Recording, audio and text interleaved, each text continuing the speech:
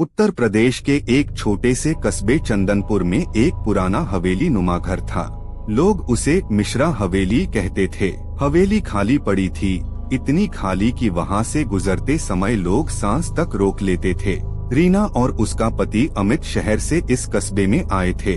अमित को स्कूल में अध्यापक की नौकरी मिली थी। किराए के मकान कम थे और सस्ता होने के कारण उन्होंने वही हवेली ले ली। पहली रात सब सामान्य थी। दूसरे दिन सफाई करते समय रीना को ऊपर की मंजिल के एक कमरे में लकड़ी की पुरानी अलमारी मिली।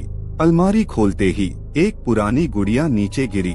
गुड़िया बेहद सुंदर थी, नीली आँखें, लाल फ्रॉक, घुंघराले बाल, पर उसकी मुस्कान अजीब थी, बहुत ज्यादा जिंदा। रीना ने हंसकर कहा, शायद किसी बच्चे की होगी। उसी शाम पहली बार आवाज आई। रीना ने सोचा बाहर बच्चे खेल रहे होंगे। तीसरी रात ठीक 2:17 बजे रोने की आवाज, पतली धीमी, किसी बच्चे की। रीना घबरा कर उठी। अमित गहरी नींद में था। आवाज ऊपर से आ रही थी। रीना डरते डरते ऊपर गई। वही कमरा, वही अलमारी। गुड़िया जमीन पर गिरी थी, पर इस बार उसकी आंखें खुली थीं। रीना का गला सूख गया। उसने गुड़िया को उठाकर अलमारी में रखा और भागकर नीचे आ गई।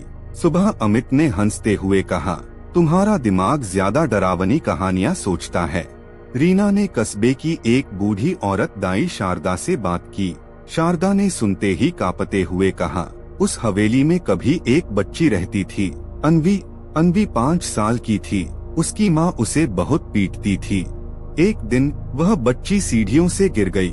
मरते समय उसके हाथ में उसकी पसंदीदा गुड़िया थी और कहते हैं मरने से पहले उसने कहा था, मैं इसे नहीं छोड़ूंगी। उस दिन के बाद से हवेली में कोई नहीं टिका।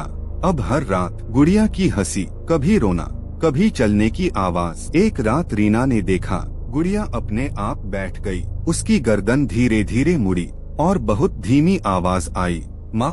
रीना चीख पड़ी। अमित भी डर गया, पर उसने अब भी विश्वास नहीं किया। अगली सुबह गुड़िया रीना के तकिए के पास थी।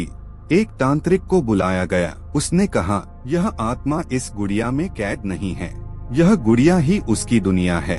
अगर गुड़िया को तोड़ा गया, आत्मा आजाद होकर किसी जिंदा शरीर में जा सकती है। तांत्रिक ने एक उपाय बताया, गुड़िया को उसी हवेली के आंगन में रात 3 बजे दफनाना होगा। 3 बजे आंगन में गड्ढा खोदा गया। तभी गुड़िया जोर से हंसने लगी। उसकी आंखों से काले आंसू बहने लगे। रीना को चक्कर आया। उसकी आवाज बदल गई, मुझे मत छोड़ो, मैं अकेली हूँ। अमित समझ गया, आत्मा रीना में प्रवेश करने की कोशिश कर रही थी। अमित ने पूरी ताकत से गुड़िया को गड्ढे में फेंका।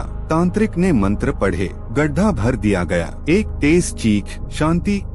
अमित और रीना कस्बा छोड़ गए। सालों बाद उसी हवेली में नए लोग आए। पहले दिन सफाई करते समय एक बच्ची बोली, मम्मी ये गुड़िया कितनी प्यारी है। गुड़िया की आंखें धीरे से झपकी।